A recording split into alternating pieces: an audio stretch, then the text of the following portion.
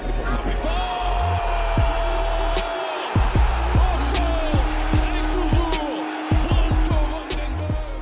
Allez, Oxlade, c'est toi qui nous a fait le retour de match. On a la bourre comme d'hab, mais c'est pas grave.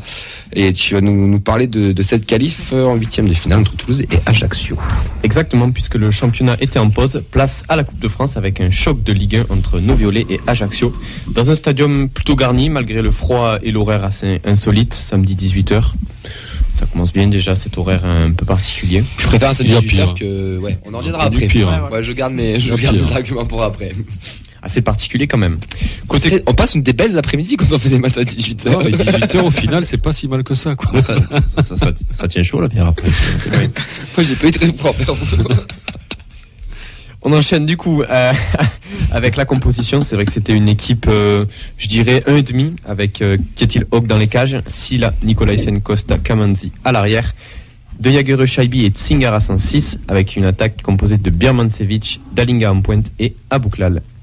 Je commence le film du match. La partie débute. Les violets ont le pied sur le ballon, à l'image d'Abouklal, qui alerte Solacaro dès la 8e minute. Le match est fermé, pas beaucoup d'occasions, le rythme est soporifique et la météo n'aide pas. Les deux équipes s'observent, on sent que ça ronronne des deux côtés, pendant que Camille se remémore sa chute en tribune. Et hormis la tête au-dessus de Birmancevic juste avant la mi-temps, eh ben, on n'a pas grand-chose à se mettre sous la dent pour cette première partie du match. Tu vois, on n'a rien manqué, Camille. Ça fait 0-0 à la mi-temps. De quelle couleur jouait Toulouse? Question assez simple, mais qu'est-ce que vous retenez de cette première mi-temps? Et bien pas grand-chose. Plutôt compliqué. Un blackout. On enchaîne du coup avec le retour des vestiaires, puisque c'est à ce moment-là Attends, peut-être que des gens ont des choses à dire. Oui. Non. Attends, Non. moi... D'autres Thomas, il avait des trucs à dire. Je crois que c'est vraiment une des pires premières mi-temps en termes de tout, de jeu. C'était horrible. Franchement, vous avez vraiment rien loupé parce que à part l'occasion de Abouklal, vraiment, c'était soporifique. Le mot quasi, il sert pas. C'était vraiment soporifique, moi, je trouve. J'ai même oublié l'occasion d'Abouklal. Je veux dire que ça m'a absolument pas marqué, quoi. C'était une purge.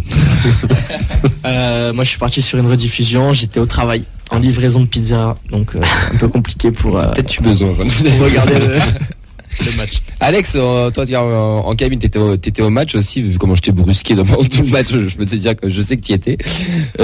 Cette première mi-temps. La première mi-temps, sincèrement, J'ai rien vu. j'ai plus vu qu'en tribune que sur le terrain, donc franchement c'était pas exceptionnel. Un virage bien animé en tout cas. Ouais. Franchement, ouais. Enchaîne. C'est bon. Alors au retour des vestiaires, le TFC se réveille enfin et on sent que l'entrée des titus habituels aide bien avec Ratao, Spearings, etc. Mais du coup on joue en blanc ou en noir parce que... On joue en blanc. Ça commence à chauffer devant le but corse. Abouklal rate de peu le cadre à la 55e et Shaibi s'essaye de loin à la 64e. Et finalement, le TEF va enfin trouver la faille à la 66e lorsque Dalinga déborde à droite, centre fort. Et Abouklal, qui est là au bon moment, et conclut à bout portant dans le but grand ouvert. Ça récompense un match assez étrange du Marocain. Il n'est pas toujours inspiré, il fait enrager les supporters et je pense quelques coéquipiers pour son égoïsme sur certaines phases de jeu. Et pourtant, il est toujours bien placé pour scorer. Un peu comme à Brest, ça fait 1-0 pour le TFC à ce moment-là. Qu'est-ce que vous en pensez ? On lui demande de faire son boulot. On savait que ça viendrait d'un exploit personnel aussi, parce que c'était un match assez fermé. Ajaccio, qui était clairement venu un peu sur la même lignée du match qu'ils avaient fait. Mettre des coups, attendre que ça passe, attendre les tirs au but. Et voilà, Abouklal, on peut dire ce qu'on veut. Certes, voilà, il faut qu'il progresse aussi dans son altruisme, mais il est là pour pousser le ballon au fond des filets. On lui demande ça, et puis voilà. Après, pas grand-chose à dire de plus sur ce but-là, mais voilà, tant que ça le mette en confiance aussi, on a besoin d'un buteur aussi qui marque. Donc voilà, si on peut compter sur Abouklal, c'est bien. Je te rejoins. Après, quand on lit les commentaires, ils disent que c'est le but qui sauve sa prestation catastrophique.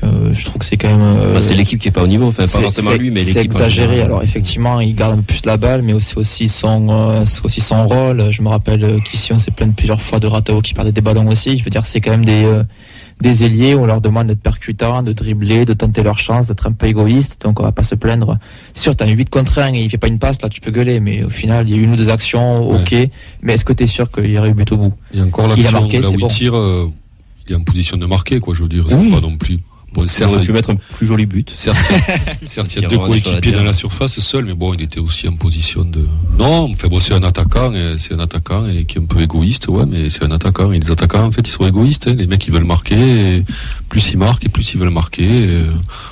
Non, moi, je suis pas choqué sur ça. Enfin, il est jeune aussi. Bon, il a 22 ans. Peut-être que ça va progresser sur ce point-là. J'enchaîne. Ouais. 3 minutes plus tard, un nouveau mouvement fait mouche côté TFC. Shaibi centre au milieu, Dalinga et Mbouklal s'en mêlent les pinceaux.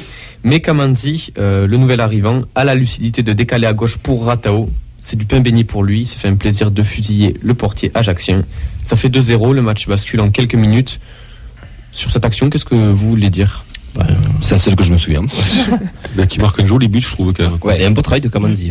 Kamanzi, Ouais, de son côté, qui a été actif aussi et qui lui met une belle passe. Qui fait que... La frappe est belle aussi. Ah oui, La finition est pas évidente, quoi. Enfin, Il devient si je dis pas de bêtises, le remplaçant le plus prolifique du tout. Le club a marqué 6 fois en sortant du banc, égalité avec Wissam Ben Yedder et un autre que j'ai oublié. J'ai vu ça sur TFC Database sur Twitter ce week-end. Mais tu souffles, mais moi ça. non, je te dis ça parce que. Stat, Mais moi je te dis ça parce chaque que. semaine on sort des stats. Putain, mais laisse-moi m'expliquer, bordel. Moi, si je te sors ce stat, c'est parce que pour moi, Ratao, et je l'ai déjà dit dans cette émission, il est meilleur quand il sort du banc que quand il est titulaire. Je le trouve beaucoup plus efficace quand il sort du banc que quand il est titulaire. Après, tout le monde va dire. Donc là, cette année, il a plus marqué en étant remplaçant. C'est pas cette année, c'est sur les 2 saisons qu'il est là. Mais moi, je l'ai trouvé toujours plus intéressant quand il rentre en impact player que quand il commence. Et voilà, c'est mon avis. Après, c'est un peu son rôle aussi vous connaissez mon avis sur Ratao aussi. Donc c'est son rôle de feu-follet un peu pour profiter des attaquants qui fatiguent les défenses et d'apporter un petit peu sa folie. Donc je partage assez ton avis aussi. Après, bon, je trouve même en étant titulaire, il apporte beaucoup de solutions. Voilà. Forcément, c'est comme Abouklal aussi, un petit peu égoïste. Il faut qu'ils arrivent à progresser, à être un petit peu plus altruiste. Mais en sortie de banc, ça reste quand même une valeur sûre. Mais après, c'est le genre de joueur, c'est tout ou rien, quoi, en fait. Il y a des joueurs comme ça, qui peuvent te sortir des gros matchs et après pas passer au travers sur le match suivant, mais alors du début jusqu'à. Messieurs, Ratao. Bah moi j'aime bien parce que moi j'aime bien ce type de joueur quoi. Brésilien, technique. Moi j'adore, mais c'est vrai qu'il y a des moments le déchet c'est du tout ou rien, je suis d'accord. Ça peut être énervant. Mais moi, autant, j'aime beaucoup quand même. Donc, Mais vous n'avez pas connu Daniel Braten quand même. Si. Un peu quand même. On est pas Axel, je t'ai vu faire des techniques. Moi, je suis pas d'accord. Moi aussi, je trouve que je préfère quand il est sur le banc et qu'il rentre pour donner un peu plus d'impact et pouvoir secouer la défense. Moi non plus, je suis pas. Après, c'est pas du mal. Après, c'est pas des cracks aussi, voilà. Donc c'est des joueurs, c'est pas chez nous sinon. Mais bon, voilà. Le seul attaquant brésilien de la Ligue 1 qu'on a, est pas technique. On s'attendait un peu à voir. Il est technique. Il fait des choses. Des fois, on s'est dit, il a la balle, il va faire une folie, mais. Les sombreros, il aime bien. Il en perd plus qu'il en gagne, mais oui. Petite balle perdue. Ouais, comme lui. Excellent. Pas mal. Pas mal. J'aime l'humour. Ouais. Bon, et à partir de là, on n'a plus grand chose à dire. Les attaquants corses sont complètement muets. On n'a rien à dire, tout simplement, hormis à la toute fin du match où un adversaire arrive à mettre le ballon au-dessus sur une action assez confuse. Au final, Hogg n'est jamais réellement inquiété. La qualification est en poche. Le TEF est en 8e de finale de Coupe de France avant de défier Strasbourg à la Méno. On prend Reims à la maison pour le prochain tour, si je dis pas de bêtises. Oui, alors je vais pas lancer le sujet maintenant. On va en parler après, mais on va finir sur le match. J'ai envie de dire, alors l'essentiel c'est 3 points, ce qu'on aurait pu dire en championnat. L'essentiel c'est la qualif, non? Ouais, dans ce genre de match, t'es pas là pour faire du beau fait. Si tu peux faire un beau match, t'as mieux, mais si tu le fais pas, bon, l'essentiel c'est de se qualifier, tu poursuis, voilà. Je vais pas vous mentir, mais est-ce que vous n'êtes pas un peu hypé par cette Coupe de France? Est-ce que on se doit pas de rêver? C'est l'année ou jamais. De rêver, ouais. C'est l'année ou jamais. Non, pas l'année ou jamais, mais si, après l'année dernière aussi, ça devait être l'année ou jamais. Est-ce que nous, en tant que Toulousain, avec le palmarès qu'on a, est-ce qu'on se doit pas de jouer ça? Si. Ouais. Regarde Nantes, l'an dernier, ils finissent 9e, ils finissent ventre mou, ils vont la gagner. Donc là, on voit qu'il y a quand même, il reste 4 clubs de Ligue 2, un club de N2. Tous les gros de Ligue 1 s'affrontent. Donc, effectivement, on peut se donner le droit de rêver avec un tirage favorable. Et si on n'y croit pas cette année, Après, il faut passer Reims. Non, mais je veux dire, si tu passes Reims et que tu es en quart de finale déjà, tu peux te donner le droit de. Bon, après, c'est plusieurs choses à prendre en compte, Nathan. C'est aussi comment ça va se dérouler au niveau du championnat. Est-ce qu'on va rester à cette place-là avec le matelas qu'on a sur les premiers relégables? D'où le fait de finir ce mois de janvier avec Strasbourg et. Est-ce que tu vas continuer avec ce genre de compo? Non, enfin, c'est une chance aussi vu l'effectif, des nouveaux joueurs, ça fait des matchs en plus pour les intégrer, pour pouvoir les essayer.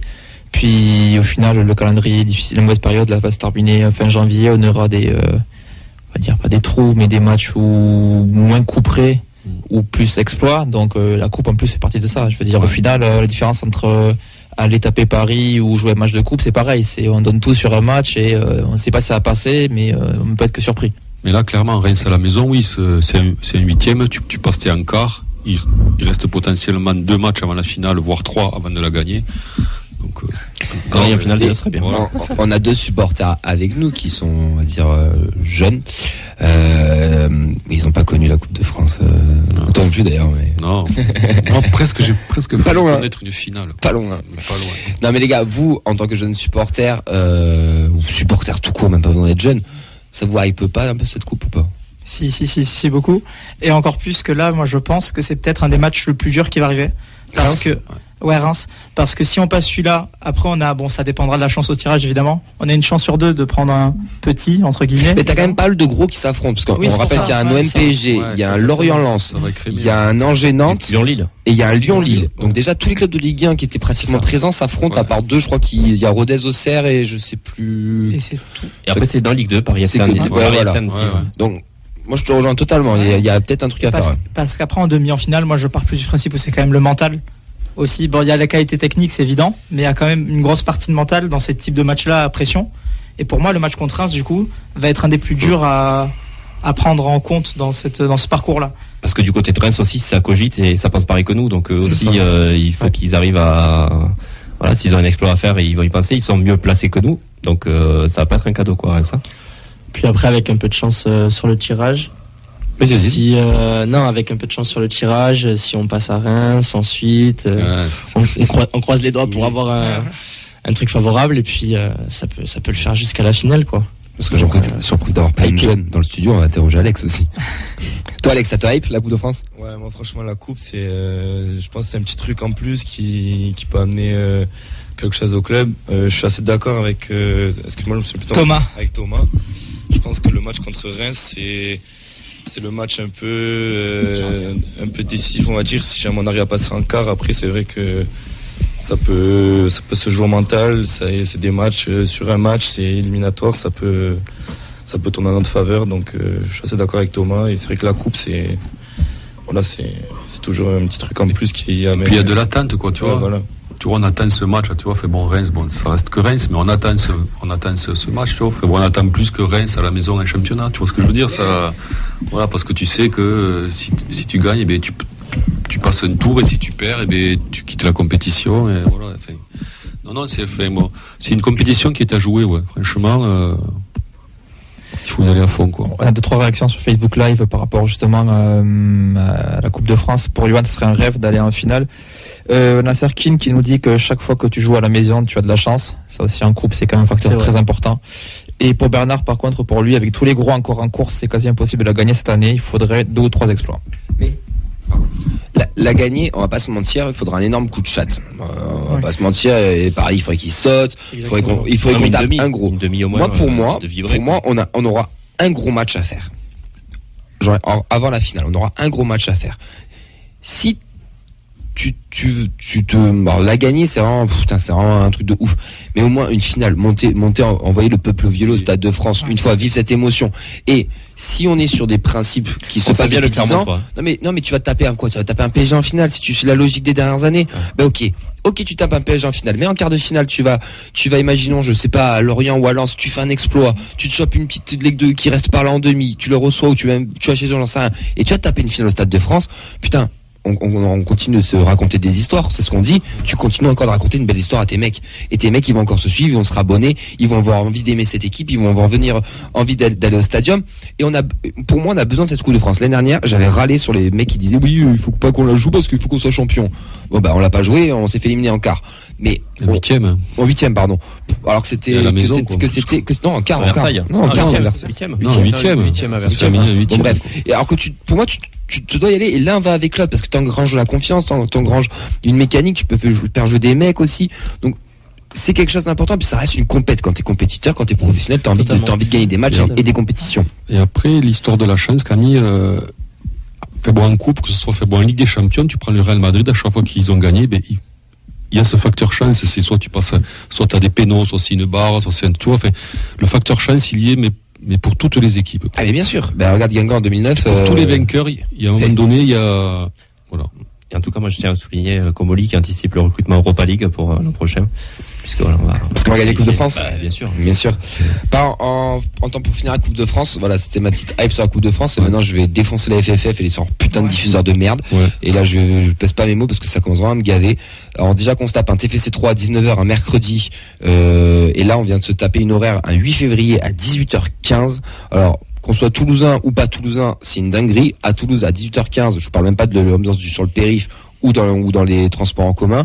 Et puis c'est quoi cet horaire 18h15 mercredi on veut remplir un stade, on va pas pouvoir, alors que c'est ce qu'on est en train de dire, c'est des émotions, c'est la coupe, c'est une saveur particulière, et ça se trouve il y a une personne sur deux qui pourra pas aller au stade parce qu'il bosse, ou il va falloir qu'il pose un jour de congé ou un RTT, ou alors ils pensent tous qu'on est des chômeurs. Sauf que le supporter, il n'y a pas que des chômeurs chez les supporters. Et ce qui me gave, c'est qu'on est en train de faire un truc pour les téléspectateurs, ce qu'on en parlait tout à l'heure en off.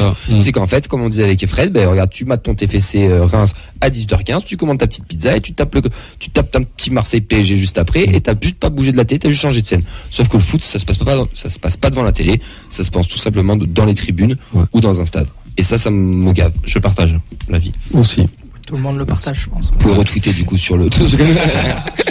Non mais voilà, ça fait chier quoi. J'ai partiel en plus. Non, c'est vrai. Putain, quelle horreur. Donc s'il faut, ça va être de la double peine. Je vais picher le partiel et on va s'éliminer. Quel enfer. T'es encore à l'école à ton âge? Bah oui. Tu sais, c'est si mieux bien fauteuil du championnat. Rapidement tes tops et tes flops, le temps qu'on appelle notre supporter strasbourgeois Hugo. Alex, il va retenter le téléphone. On croit en toi, Alex. Tes top, tes flops. En top, moi j'ai mis Warren Kamanzi, que je trouve très intéressant pour ces deux premiers matchs. Il fait une passe D, on voit qu'il a une finesse technique d'entrée de jeu. Je sais pas ce que tu en penses. Et moi j'aimerais que tu pousses ton analyse. Tu l'as trouvé bon parce qu'il a fait une passe D ou parce que qu'est-ce qui t'a plu chez lui? Mais tu vois que sur parle-moi foot un peu. Tu vois que sur certaines phases de jeu déjà, il avait envie de percuter, il avait envie de partir à l'abordage, mais il s'est toujours retenu parce que je pense que c'était une consigne du coach de redescendre pour pas se faire prendre dans le dos. Et on sent que pareil, c'est plein de petites touches de balle c'est un QI-football développé, je pense. Il y a par exemple sur je sais pas si c'est sur le Là, premier. tu m'intéresses au sens. Je sais pas si c'est sur le premier ou le deuxième but. Je crois que c'est Logan Costa qui met un ballon fort et il arrive à la dévier justement de l'épaule, je crois. Non, pas moi, j'ai pas vu le match. Épaule ou poitrine. Et il va râler parce qu'il peut pas voir un match à mercredi. Sans déconner quoi. Donc déviation très subtile, très classe, et au final il y a but derrière. Donc franchement, je suis très surpris. T'as été pas impressionné, mais content. C'est prometteur, ouais. Moi je trouve que c'est prometteur. Partage, ouais. Ouais, oui, c'est T'as vu le match? Difficile à sur deux matchs de dire. Non, mais quand même, tu sens qu'il y a des choses. Voilà, c'est le mec, il arrive, il joue, il fait 2 matchs. Bon, il n'y a pas trop de. Tes flops?